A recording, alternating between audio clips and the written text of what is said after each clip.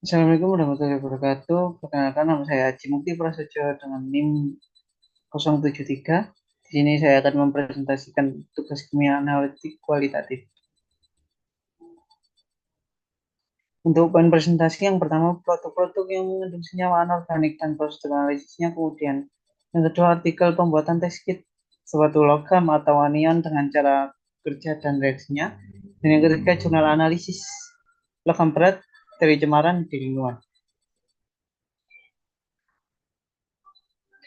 Untuk yang pertama, produk mengandung senyawa anorganik dan prosedur analisisnya yaitu di sini saya menganalisis pasta gigi.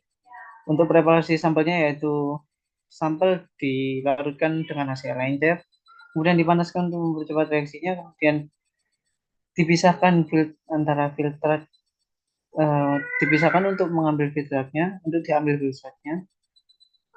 Selanjutnya dianalisis sebagai berikut. Untuk pada pasta gigi mengandung kalium karbonat atau CaCO3 dan natrium fluoride atau NaF.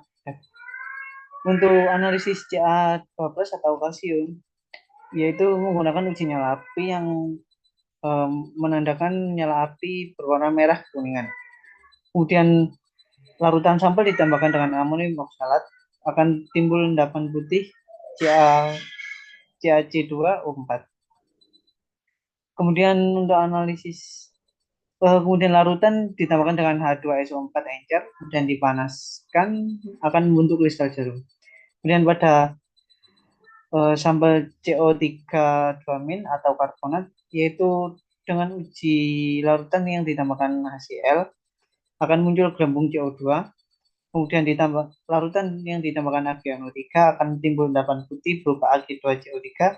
Dan yang terakhir, larutan ditambahkan BaCl3 akan membentuk endapan putih BaCO3.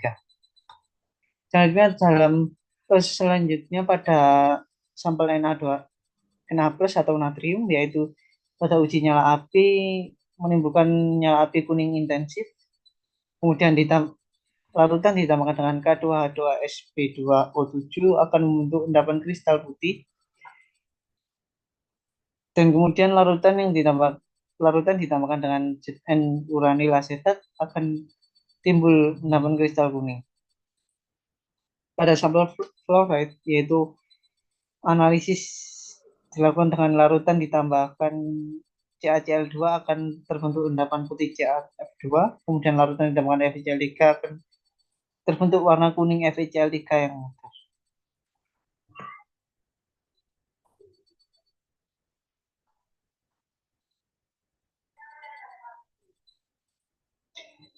Untuk selanjutnya yaitu pada analisis pupuk. Di sini untuk preparasi sampelnya yaitu melarutkan pupuk dengan aquades, kemudian dipanaskan untuk membentuk reaksinya, dan disaring untuk diambil filtratnya.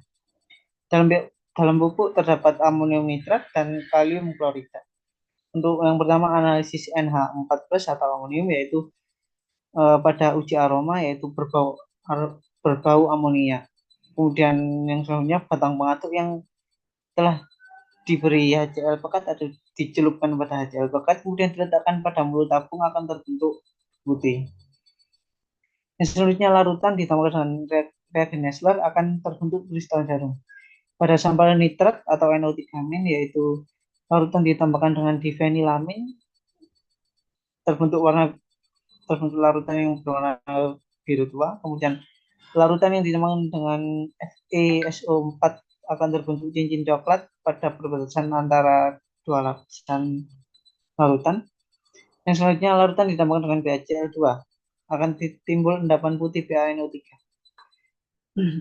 Untuk sampel kalium atau K+, yaitu dengan uji nyala api akan berwarna ungu violet. Kemudian larutan ditambahkan triple nitrit A dan triple nitrit B akan membentuk kristal biru hitam yang berbentuk segi empat. Kemudian larutan ditambahkan dengan asam bikrat akan membentuk kristal jarum. Pada sampel Cl-, yaitu larutan ditambahkan dengan AgNO3 akan terbentuk endapan putih AgCl. Kemudian larutan ditambahkan PP asetat akan terbentuk endapan putih. Dan selanjutnya untuk uji Bilstein, yaitu warnanya terdapat warnanya api hijau. Gitu.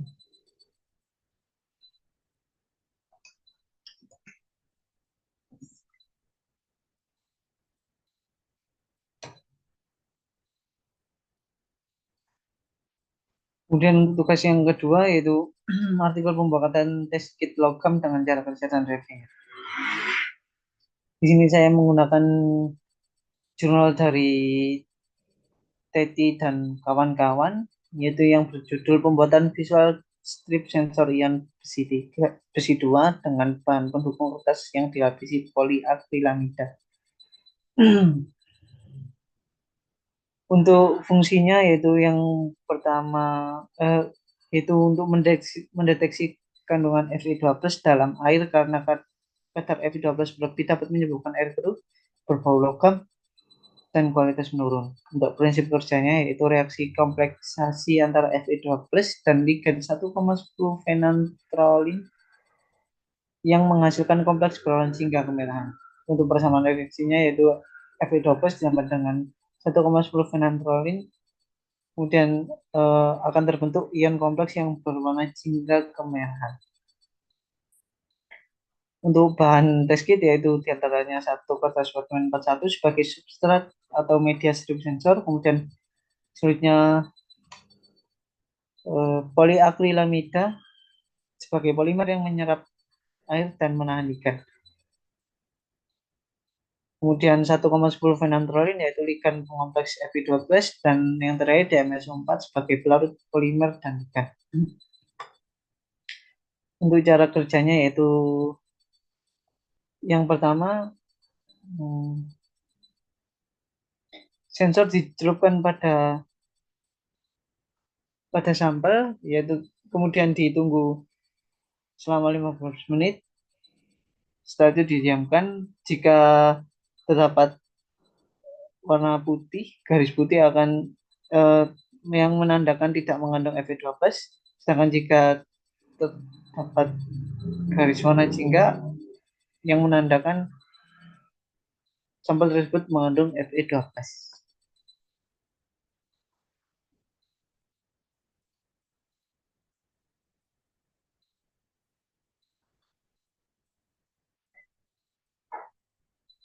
Untuk yang selanjutnya, tugas selanjutnya yaitu analisis logam berat dari cemaran di lingkungan. Di sini saya menggunakan jurnal dari Kusna dan kawan-kawan, yaitu yang berjudul penetapan kadar CD12 dan PP12 pada ikan mujair dengan metode AS. Untuk fungsinya yaitu mengetahui kadar logam berat CD12 dan PP12 pada ikan mujair sebagai indikator pencemaran lingkungan perairan yang dilakukan pada tambak Kecamatan Panjang, Kota Pekalongan. Untuk prinsip kerjanya yaitu CD12 dan PP12 dalam sampel dianalisis menggunakan AS. Besarnya absorbansi, besarnya absorbansi setara dengan besarnya konsentrasi logam dalam sampel. Untuk prosedurnya itu yang pertama ikan dicuci kemudian diambil dagingnya, kemudian dilarutkan pada larutan HNO3 pekat dan larutan H2O2. Kemudian sampel kemudian disaring untuk dimasukkan dalam labu ukur dan ditambahkan Aquades.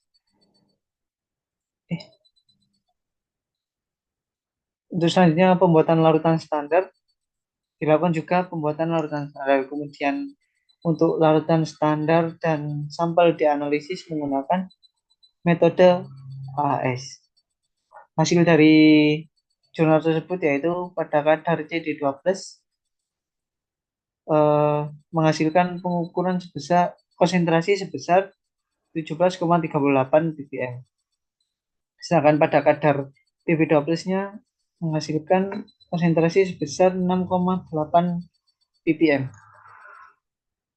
Sedangkan standar BPOM untuk kadar CD12 yaitu sebesar 0,1 mg, sedangkan standar BPOM pada kadar PP12 yaitu sebesar 0,2 ppm.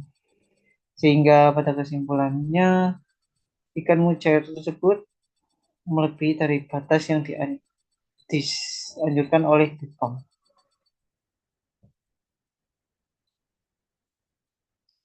Sekian, terima kasih. Kurang lebihnya mohon maaf. Wassalamualaikum warahmatullahi wabarakatuh.